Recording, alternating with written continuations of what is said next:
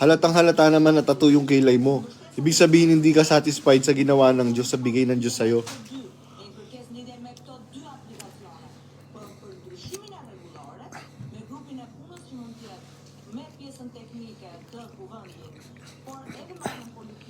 Tapos magmamali-malinis ka dyan na magba-blind item. Hello. Hello.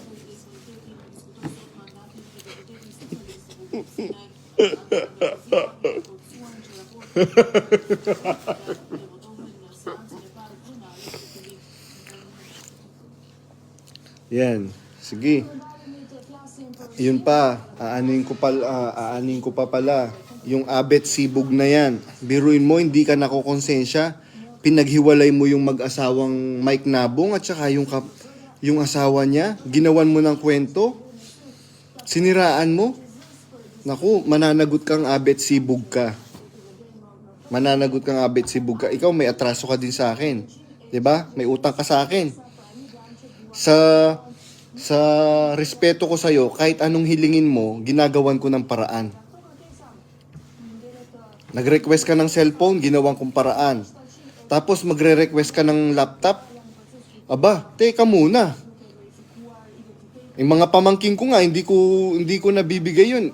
Masyado ka namang garapal. Alam mo kung ngayon lang ako na kasi masyado kang yung abet sibog na yan. Sa demonyo, sa Diyos ka ba niyan? Hindi ka sa Diyos, sa demonyo ka, abet sibog.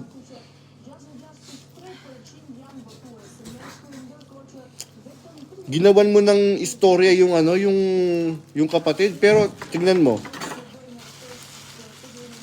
Kahit pinaghiwalay mo sila, yung kapatid, sinusustentuhan niya pa rin yung pamilya niya.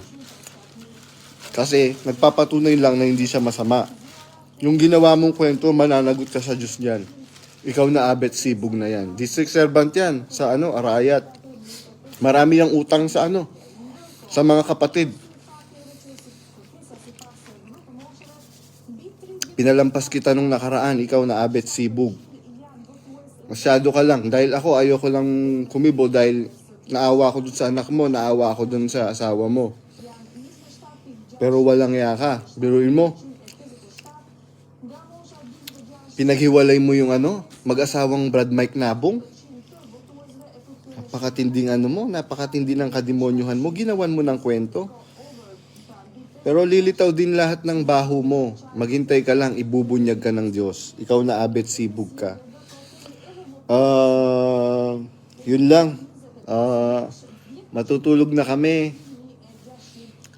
Nakakain na kami.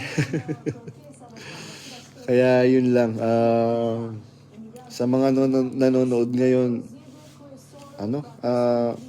nakakadismaya, di po ba? Ako, masakit man sa kalooban ko, but that's the fact. That's the truth. Wala naman tayong magagawa. Meron tayong kani-kanyang reliyon na pinanggalingan. Sadly, yan yung reliyong kinaaniban natin ngayon na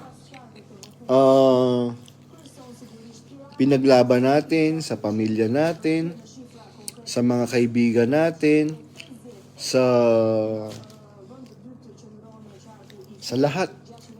Sinacrifice natin yung career natin, sinacrifice natin yung family natin, sinacrifice natin yung mga kaibigan natin, mga relatives natin, etc. And tapos ganyan yung nangyayari ngayon. And lahat naman tayo kailangang mag-move on. And nakakalungkot lang kasi yung mga nag-e-exit diyan pinapasama. As in ginagawa ng masamang kwento. Pero lilitaw naman ang totoo.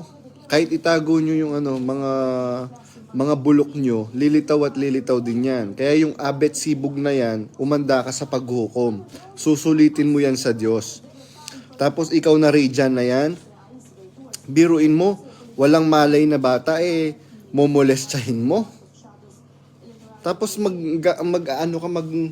mag